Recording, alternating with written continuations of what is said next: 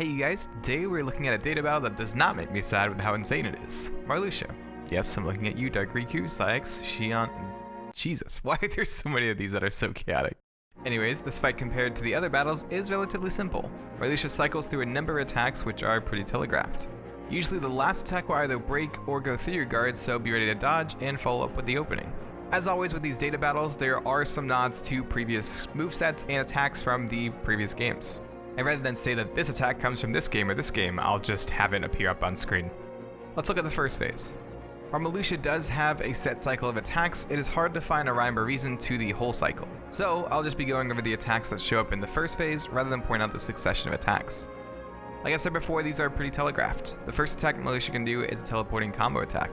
When Marluxia first appears, he spins his scythe behind himself before slashing forward. He'll then teleport beside you in the air, slicing upwards. This will launch you into the air where Marluxia will slash and do an uppercut before ending with an unblockable attack. The hit effects from Marluxia look really cool, with petals appearing around a pinkish vortex. After this last hit, Marluxia will teleport away, leaving himself open to attack. After most attacks, Marluxia will teleport away and slowly walk towards you. After a couple seconds, or if you get too close, he will teleport away and continue attacking. For his next attack, Marluxia will twist into the air before throwing his scythe forward. This will fly towards Sora before arcing around to slice at him again. Both of these attacks can be blocked. Marluxia will then teleport to the scythe and catch it before quickly throwing it back at Sora. This scythe throw is unblockable. Marluxia will teleport and catch the scythe, and as he falls, he'll be open. After some more menacing walking, Marluxia will do a pull-in attack. Marluxia crouches as he spins his scythe around him, creating a current of air that pulls Sora in. You can see the scythe flying through the air during this, which is what is hitting you during the pull-in. At the end, Marluxia will grab the scythe and twist into the air, slicing downwards with an unblockable attack. Dodging this will create an opening. Marluxia will then do this pull-in again, though there's only a current on the ground and you can't see one in the air. After pulling you in, Marluxia will flip into the air, spinning a scythe around himself before slamming back down, pushing out a pink shockwave.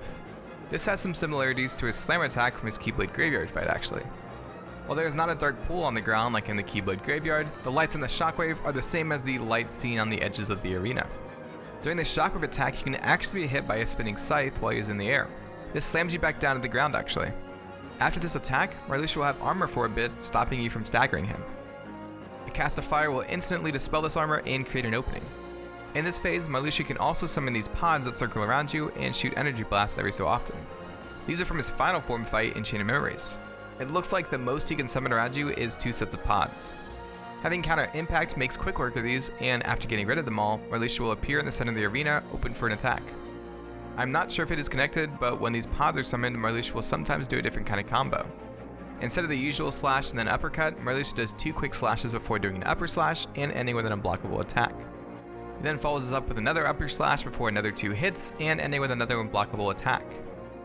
Another attack Marluxia can do shows him spinning a scythe before slamming the handle into the ground. You can actually see that the scythe spins around his body up to his raised hand. He teleports above you as a pool appears beneath you. Thorns push up out of the pool as Marluxia spins above Sora, setting up to slam him back down to the ground. This animation Marluxia does is actually the same as the attack he does with the shockwave and armor combo. 2 more pools appear to damage you as Marluxia teleports and dashes towards you with an unblockable attack. This attack is also his retaliation if you attack him too much. The last attack in this phase has Marluxia summoning 4 giant pools and teleporting to 3 of them, dragging you in each time. On the 3rd pool, he will spin towards you, slashing at you multiple times before ending with a strong slice down that breaks your guard. You can wrist dodge here to create an opening. This spinning slash attack can also be used outside of this dark pool attack. Speaking of these pools, they will actually not hurt you until they glow and shoot out thorns. Personally, I didn't know that, so I was always trying to stay outside of them, but it's pretty cool to know that these actually don't hurt you until they do. After 4 bars of damage have been dealt to Marluxia, he will rise into the air with his scythe swinging behind him like a pendulum. He'll teleport behind Sora and whisper something to him, like, "Your friends actually hate you." I don't know. I always did wonder what Marluxia says to him. I actually made a meme on Twitter that was like, what was it? It was like, all of your games will be ported to PC and people will do unspeakable things to you. Anyways, Sora then looks down at his hand and arm as a nobody sigil appears behind him and thorns wrap up around him. A counter appears above his head and counts down from 15 during this phase. Marluxia strikes the ground, creating a giant pool on the ground that covers the entire arena. During this phase, Marluxia will have armor that you need to get rid of before you can dispel the Doom counter. If the Doom counter reaches 0, it's an instant game over. Marluxia uses a mixture of moves we've seen in the first phase. He does his pull-in attack before his usual combo. He can also do his retaliation attack, as well as a pull-in and spinning slash attack. A skull will emerge from the pool sometimes with thorns accompanying it. You'll know this is coming because a light will glow around the arena, and there will be a pulse before it comes out. With the giant guardian that Marluxia rides in Chain of Memories, and the connections that has to Marluxia's sister Strelitzia, it's pretty safe to assume that this giant skull may be a nod to her as well. Of course, Marluxia is linked with Death and the Grim Reaper, and you have a Doom counter above your head, so it could also just be a symbol that Death is looming over Sora. After depleting Marluxia's armor, the Dispel command appears. This shows Sora using the end of the second form transformation animation, which is also the dry form animation. After this part of the battle, you will essentially be in the second phase. During the second phase, Marluxia will still use the same attacks as the first phase, but will also use a shortened version of the attack we just went over. You won't have to dispel a timer over your head, nor will Marluxia have armor, and the attack will only last until the skull rises from the pool. After that, the arena will go back to normal, and Marluxia will continue with his attacks. When you deal another chunk of damage to Marluxia, he will rise into the air with his scythe quickly spinning behind him. Marluxia dons armor as he quickly throws his scythe forward. He'll teleport and catch the scythe before throwing it at Sora again. While you can block the first throw, the second one is unblockable. Marluxia will then catch the scythe and twist into the air, moving towards the center. He'll still have his aura, though his armor gauge will disappear. 4 pools appear on the ground before Marluxia plunges his scythe into the ground, causing the pools to shoot up thorns.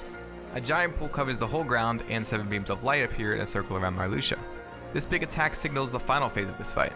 In this final phase, Marluxia will change a couple of attacks. In the attack where he drags you into pools, the thorns will shoot out sooner, meaning you cannot block the pull-in and then dodge on the first pool. When Marluxia throws his scythe at you, instead of being open at the end, he will dash towards you to strike before doing another scythe throw. This second throw will have the opening at the end. Marluxia will also occasionally do the scythe throw and ground slam he did after his health got too low. Speaking of, this is actually part of his ultimate attack in the Keyblade Graveyard fight. When you get Marluxia down to 1 HP, he will teleport to the center of the arena. He will do the same kind of animation he did before when he spawned the counter over Sora's head. A timer from 99 will quickly count down as Marluxia throws his scythe forward and disappears. This can be blocked, though after a bit Marluxia will catch it and throw it quickly at Sora, making it unblockable. This will happen 2 more times, though on the third round of scythe spins, Marluxia will appear more quickly and do 3 quick throws that are all unblockable. After this, he will rise into the air to do his ground slam attack. During the entire attack, Marluxia will have armor on, but during this last hit, he will lose that armor. You can either wait until the end of the attack and try to hit him with the last few seconds you have left on your timer, or you can shoot a fire whenever he appears to dispel his armor and leave him open. One strategy I found to be useful is to have the frying pan form change and save up a level 2 counter attack, since that all deals fire damage, and just use that at the end. Marluxia has some lines he says when he defeats you and when he is defeated. I'll play them for you here.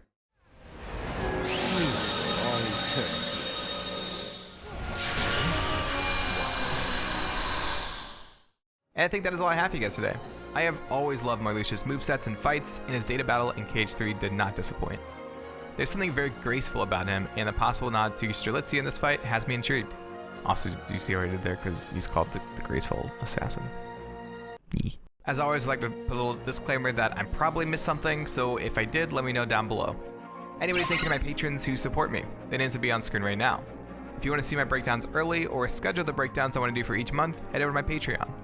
Also, something that I should probably plug more is that I've been streaming a ton over on Twitch, so if you enjoy Kingdom Hearts or Final Fantasy, be sure to drop a follow. If you enjoyed this video, click the cards on screen to see some other data battle breakdowns. Subscribe or share this, and I'll see you in the next video.